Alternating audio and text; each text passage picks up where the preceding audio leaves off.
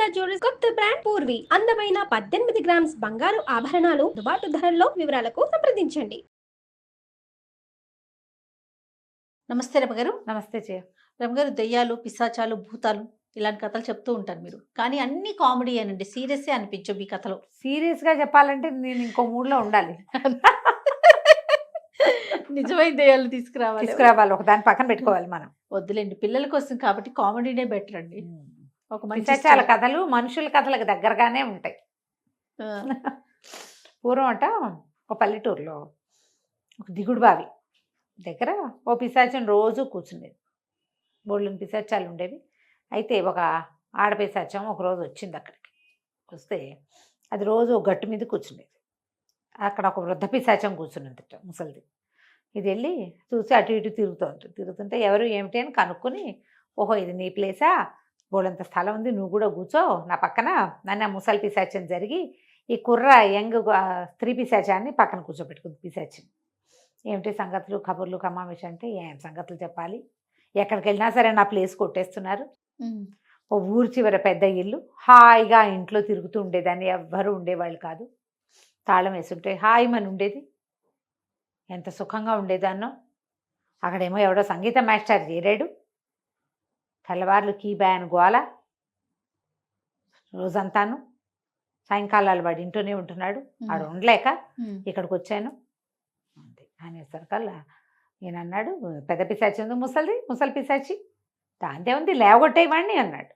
ఎట్లా లేవగొట్టాలో తెలీదు, నేను ఎప్పుడు మనుషుల జోలికి వెళ్ళిన దాన్ని కాను, ఖాళీ ఇంట్లో స్థిమితంగా ఉండేదాన్ని, నా దారిని నేను ఏదో గాలి పోసుకుంటూ పైకి కిందకి ఎక్కుతూ, మనుషుల్ని ఎట్లా హ్యాండిల్ చేయాలో నాకు తెలీదు ఓకే అని కుర్ర పిశాచి చెప్తే ఈయన అన్నాడు, దాందే ఉంది భయపెట్టువాడిని, భయం ఒక్కసారి బెదిరొచ్చిందా అంతే వెళ్ళిపోతాడు.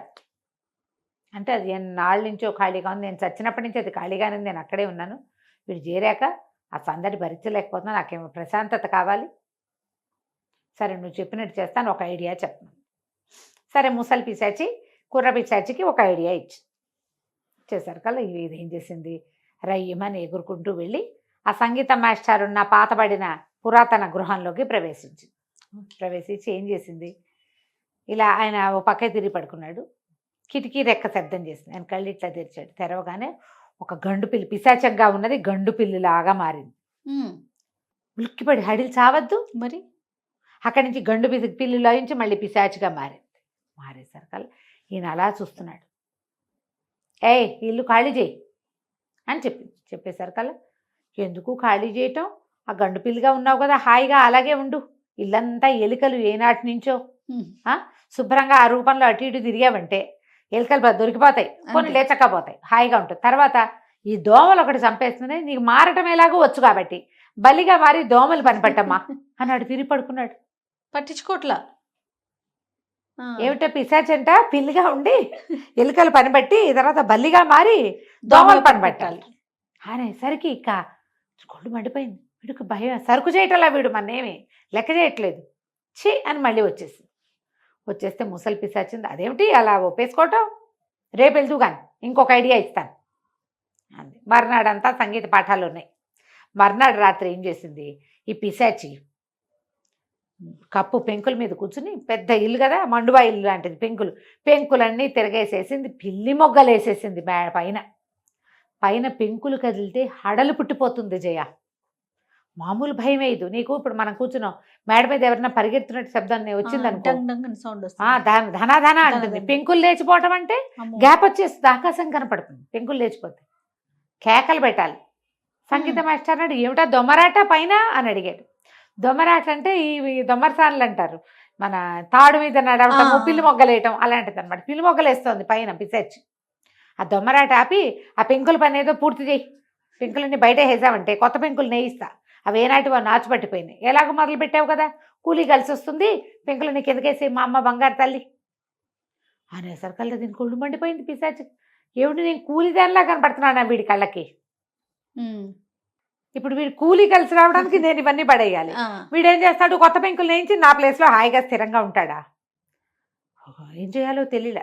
నేను నీ దగ్గర ఏం పని చేయను, నేను పని చేస్తాను అనుకున్నావా అని ఆ పెంకులన్నీ సవరించేసి మళ్ళీ వెళ్ళిపోయి ఓకే సంగీత మాస్టర్ యథాప్రకారం లోపలికి వెళ్ళి పడుకున్నాడు.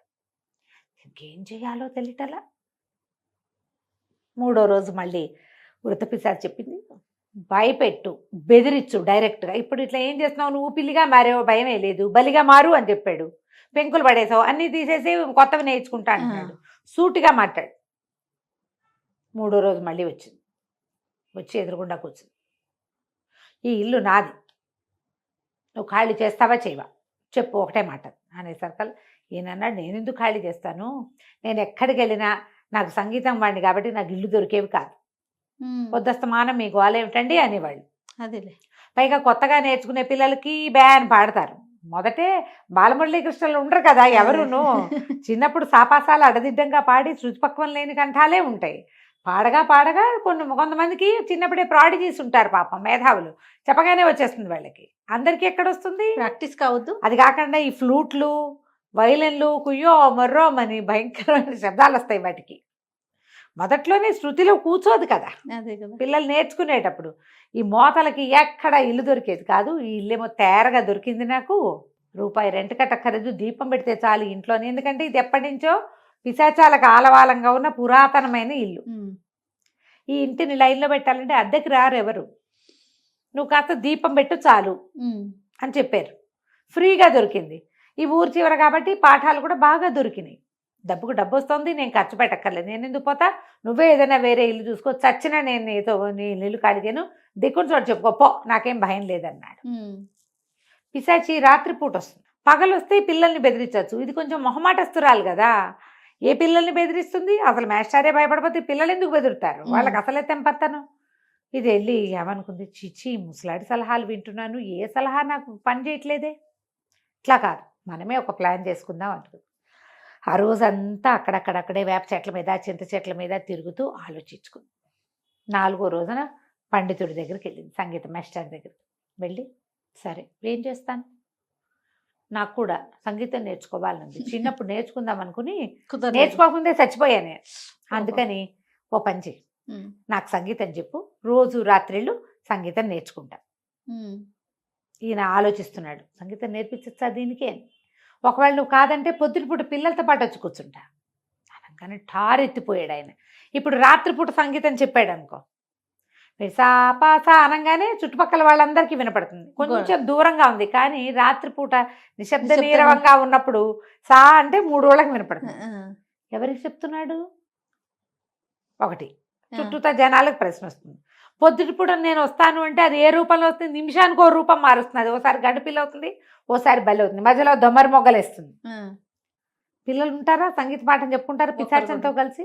అమ్మో నేను పిశాచాలకు పాఠం చెప్తానన్న పేరు గనక వచ్చిందా నాకు, అంతే సంగతి.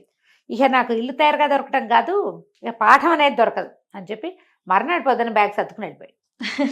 ఈ పిశాచి ఏమనుకుందంటే, మనం ఒకళ్ళని సలహా అడగకూడదు, మన జీవితానికి మనమే సరిగ్గా ప్లాన్ చేసుకోవాలి. ఇల్లు ఖాళీ అయిపోయింది, అది ప్రశాంతంగా అక్కడ ఉండటం మొదలుపెట్టింది. కథ కంచికి మనం ఇంటికి. బాగుంది. నమస్తే రమ్మగారు. నమస్తే.